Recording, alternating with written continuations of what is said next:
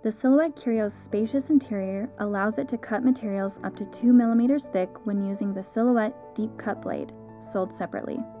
You can also etch, stipple, and sketch onto materials up to 5 millimeters thick, such as wood, leather, metal, and more.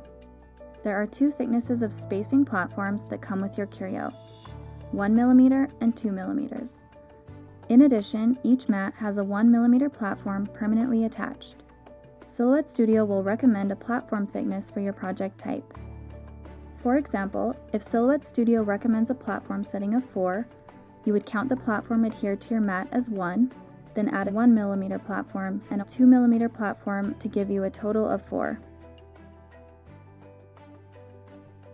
In this example, we'll be using a 5 millimeter thick piece of wood. Because of the wood's thickness, we'll only be using the cutting mat, which includes a 1 millimeter platform.